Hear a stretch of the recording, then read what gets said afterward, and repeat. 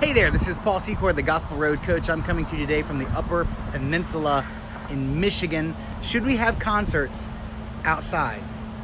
Well, here's the general answer. Yes, but you really need a plan. You see, when we're outside, we're at the mercy of Mother Nature. You see here, I'm outside right now. There's probably wind blowing through the microphone here on the camera. We have a highway in the distance. There's whatever insect is biting my left leg right now. We have air conditioning units that come on and come off.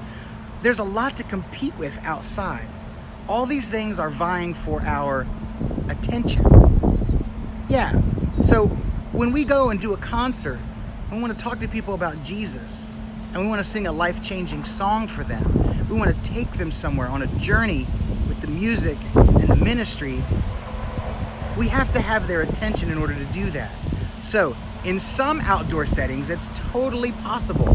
It's totally fine. But in some outdoor settings, it's not. So, I remember one thing one of my mentors has said over and over and over again, and I learn a little bit from it every time. He says, I don't see why we're doing this concert outside when there's a perfectly good church sitting right there. Man, there's a lot of truth in that. Let me tell you a little story. One time we pulled up to a date in Iowa. We were singing in a city park, but a local church that was about 2 blocks away was sponsoring the event. So we pull up to the city park, and I'm looking for a big stage or some sort of performance space. Well, out in the middle of the park, in the middle of this field, there's a gazebo. And one of the elders from the church walks up and says, well, there's the gazebo right there. And that's where we're going to have, a little picnic, a little potluck, and y'all can set up and sing in there. And my first question is, do they have power? And they did have power. So I couldn't use that.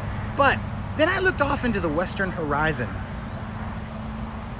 and the sky was pitch black, like dark pitch black. It looked like impending doom, the end of the world, the apocalypse. I saw several horsemen riding through the clouds. It looked rough. And so I checked the radar on my phone. It was on the way. On the radar, the colors were red and blue and green and swirling and bad. And the elder was like, that's nothing.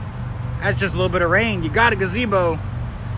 So against our better judgment, we went ahead and set up in that gazebo for a concert, even though we knew that was coming. We didn't have a contingency plan. We didn't have a contingency plan ready. Should have stood our ground there and said, hey, we got to do this concert in the church if we're going to do the concert. See, here's the thing. That's our $40,000 worth of gear, not theirs. We're the ones that have 6 more concerts to do over the next 7 days, and all of our gear needs to work for those concerts, not them. So we set up. About 20 minutes into the concert, that storm hit.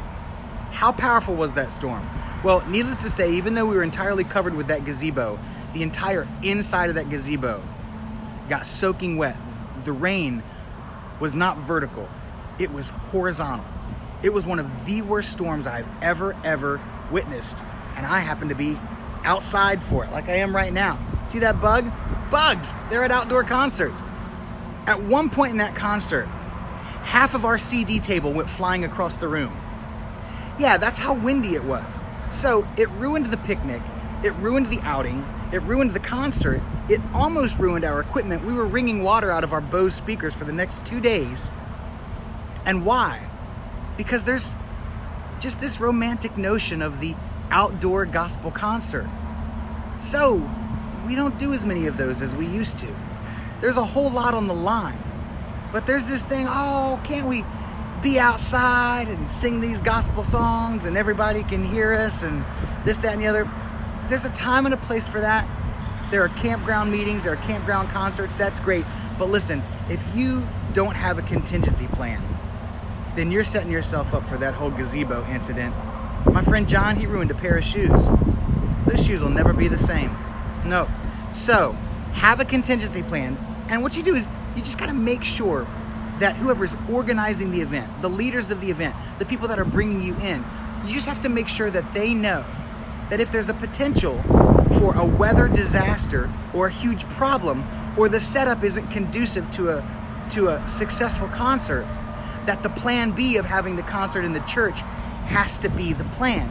And if you set this up way beforehand, then it's in the back of their mind. They know that when you get there, everything has to be just right. If everything's all right, go ahead and do the concert outside. You're gonna sweat a little bit. You're gonna sweat inside anyways. So go ahead and do the concert, it'll be great. But if there is even the slightest chance that things are gonna go off the rails or Mother Nature is gonna have a huge impact on that date, then take it inside, where you have their attention, where no matter what kind of storm happens outside, you can keep on singing. No matter how hard it's raining, all those people are gonna stay right there in their seats and keep listening to gospel music. That's why we have inside. That's why we have churches. All right? So, until next time, this is Paul Secord, your Gospel Road coach, coming to you from Michigan. They both start with an M.